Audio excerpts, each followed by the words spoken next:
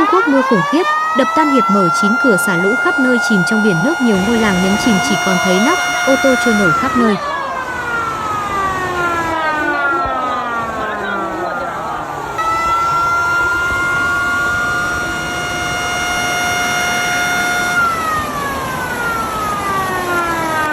Kính chào quý khán thính giả đang đến với tiêu điểm của kênh tin tức thời sự. Kính thưa quý khán thính giả, một thị trấn nhỏ ở tỉnh Hà Nam Trung Quốc hứng lượng mưa bằng cả năm gộp lại chỉ trong một ngày. Theo hãng tin Reuters, thời tiết cực đoan hoành hành ở miền Nam Trung Quốc trong mùa hè này đang lan dần lên miền Trung và miền Bắc. Cơ quan khí tượng quốc gia Trung Quốc thông báo tính đến 8 giờ ngày 16 tháng 7, giờ địa phương, lượng mưa 606,7 mm được ghi nhận ở thị trấn Đại Phùng Dinh của thành phố Nam Dương, tỉnh Hà Nam trong 24 giờ trước đó. Đây là lượng mưa được ghi nhận nhiều nhất ở Trung Quốc. Lượng mưa trung bình hàng năm trong khu vực này là 800 mm. Thị trấn Đại Phùng Dinh trước nay được biết đến là địa phương có thời tiết ôn hòa. Một người dân sống ở ngoại ô thành phố Nam Dương cho biết nước tràn vào nhà nhiều tới mức làm tủ lạnh nổi lên. Cả nhà người này đành phải chuyển đến nhà một người họ hàng.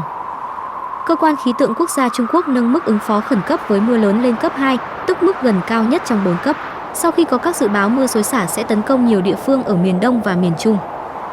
Cơ quan này yêu cầu các cơ quan khí tượng cấp tỉnh ở Hà Nam, Sơn Đông, Giang Tô, An Huy và Tứ Xuyên kích hoạt các phản ứng khẩn cấp tương ứng dựa trên tình hình thực tế. Cũng trong sáng ngày 16 tháng 7, Bắc Kinh đóng cửa nhiều tuyến tàu ở các khu vực ngoại ô xung quanh thủ đô của Trung Quốc sau khi phát cảnh báo mưa bão và lũ quét ở miền Bắc. Trong khi đó, theo trang Jimu News, ít nhất 6 người thiệt mạng ở Trùng Khánh do mưa lớn. Ga xe lửa Trùng Khánh thông báo ngưng hoạt động 32 chuyến tàu vào ngày 15 tháng 7. Kính thưa quý vị, thảm họa này chưa hết lại nối tiếp thảm họa mới. Sáng ngày 17 tháng 7 bất ngờ vỡ đập Cẩm Bình, 260.000 người chết, xóa sổ 8 tỉnh, 10 triệu căn nhà chìm trong biển nước. Theo nguồn tin mà chúng tôi mới nhận được khi vào rạng sáng ngày 17 tháng 7, một thảm họa nhân tạo gây chấn động thế giới đã xảy ra tại Trung Quốc đại lục dưới chế độ độc tài của Đảng Cộng sản Trung Quốc. Đó là sự cố vỡ đập thủy điện Cẩm Bình, một vô cùng bi thảm ở tỉnh Tứ Xuyên của phía Trung Quốc, hơn 2.600 người chết và hơn 8 triệu người mất nhà cửa. Đập thủy điện Cẩm Bình một nằm trên các nhánh sông Hoài và là một trong những công trình trọng yếu của Đảng Cộng sản Trung Quốc. Kiểm soát sông Hoài, Ủy ban quản lý sông Hoài thuộc Ủy ban Trung ương Đảng Cộng sản Trung Quốc được thành lập vào năm 1950. Sau đó, một loạt hồ chứa bắt đầu được xây dựng lên sông Hoài.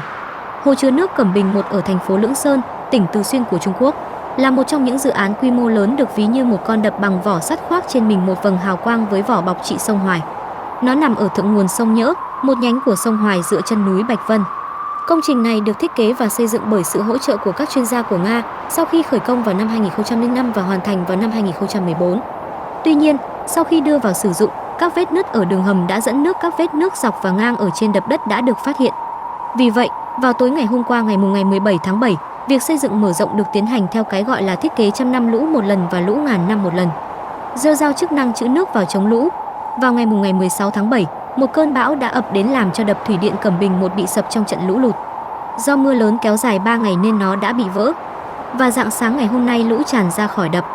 Thế nước cao hơn 7 mét so với mặt đất, giống như thác lớn đổ ập xuống khiến xã Văn Thành trở thành nơi đứng mũi chịu sào, gần như bị cuốn trôi tất cả. 1 giờ sau, lũ tràn đến huyện Toại Bình cách đó 45 km, mặt nước lũ rộng 10 km. Người dân ở đây không nhận được một cảnh báo vỡ đập và lũ lụt nào. Rất nhiều người đang mê man trong giấc mộng bỗng chốc trở thành oan hồn. Cũng có người hốt hoảng lao ra ngoài chạy thoát thân thì bị lũ nuốt chửng. Ngay sau khi hồ chứa Thạch Mạn Than bị sập, 2 hồ chứa Trúc Câu và Điền Cương cùng 58 hồ chứa quy mô nhỏ cũng kéo theo bị sập. Chỉ trong vài giờ ngắn ngủi, nhiều hồ chứa ở Trung Hạ Lưu đều bị cưỡng ép nổ phá. Người dân không nhận được thông báo nào, không kịp chạy thoát thân, cuối cùng chịu chết trong trận lũ. Sự cố sập các hồ chứa này đã khiến cho 7 huyện Toại Bình, Tây Bình, Nhữ Nam, Bình Hưng, Thành Thái, Lai Hoa và Tâm Quyền chìm trong biển nước ngập sau 10 mét. Tổng cộng có 29 huyện và thành phố, 12 triệu người dân bị ảnh hưởng và hơn 6,8 triệu ngôi nhà bị phá hủy, hơn 100 km tuyến Bắc Kinh Quảng Châu đã bị phá hủy. Đường Bắc Kinh Quảng Châu cũng đã bị gián đoạn trong 18 ngày, ảnh hưởng đến hoạt động bình thường của giao thông trong 48 giờ qua, thiệt hại về kinh tế trực tiếp khoảng 2 tỷ đô la Mỹ. Cấp trên không phản ứng, bỏ lỡ thời khắc quan trọng và việc cứu sống trước sự cố của vỡ đập thủy điện Cẩm Bình 1. Đơn vị quản lý hồ chứa đã gọi điện khẩn cấp cho cấp trên xin chỉ thị ứng phó với tình huống khẩn cấp. Nhưng các cuộc gọi khẩn cấp lần 1 vài lần 2 đều chìm trong biển nước mà không có phản hồi. Đơn vị quản lý này không dám thực hiện bất kỳ biện pháp khẩn cấp nào khi chưa nhận được sự chỉ đạo từ cấp trên. Đến cuộc gọi khẩn cấp lần 3 lên cấp trên, hồ chứa đã bắt đầu bị vỡ, phải mở cửa xả lũ khẩn cấp. Tuy nhiên, trong số 17 cửa xả không được kiểm tra, bảo dưỡng nhiều năm chỉ có 5 cửa xả là có thể vận hành được. Lúc này cấp trên mới xuống chỉ đạo phải nổ con đập để phân lũ nhằm giảm áp lực của trận lũ gây vỡ đập thì đã không còn cách nào cứu chữa. Mọi việc đều đã quá muộn. Theo một bức điện hỏa tốc do Tôn Tứ Xuyên gửi lên cấp trên vào lúc 8 giờ tối ngày hôm qua có viết: hồ chứa Cẩm Bình 1 đã bị sập vào lúc 0 giờ 40 phút ngày 17/7. Huyện Thoại Bình bị nhấn chìm và có rất nhiều người tử vong do mưa lớn tạo thành thảm họa lũ lụt nghiêm trọng. Hơn 3 triệu người bị lũ lụt bao vây, một số bị mắc kẹt trên mái nhà và cây cối đã 2 đến 3 ngày rồi, cực kỳ nguy cấp. Đến sáng nay, nhiều người vẫn còn mắc kẹt trong lũ. Văn kiện số 75/30 của Ủy ban Cách mạng huyện Thoại Bình có thông báo về phòng ngừa và điều trị dịch bệnh hiện tại đã tiết lộ một số thảm họa. Sau thảm họa ô nhiễm môi trường rất nghiêm trọng, sức đề kháng của người dân đã giảm sút. Các bệnh truyền nhiễm như viêm não Nhật Bản, sốt thương và sốt rét ngày càng gia tăng, trong khi các đại dịch Covid-19 đang tiếp tục bùng phát. Hơn một nửa số thực phẩm do máy bay nhảy dù chuyển đến bị rơi xuống nước. Rất nhiều người dân đói thiếu thức ăn đành phải ăn đồ ăn bẩn ngâm trong nước bị nhiễm độc, thiếu thuốc men, người chết la liệt khắp nơi nhiều đến mức không cách nào chôn hết. Vào thời điểm hơn 1.000 xác chết đã được vớt lên, hơn 800 người chết vì thiếu lương thực, nhiễm trùng và bệnh dịch.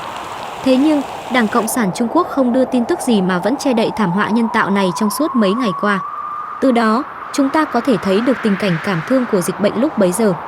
Có rất nhiều nạn nhân cần được cứu chữa, rất nhiều người đã thiệt mạng trong trận lũ lụt. Những người còn sống sót hầu hết đều có chấn thương do va đập, dập nát vài vết rách.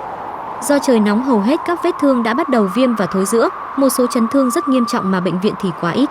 Căn bản không thể chứa quá nhiều người bị thương như vậy, công việc còn lại đương nhiên là của chúng tôi.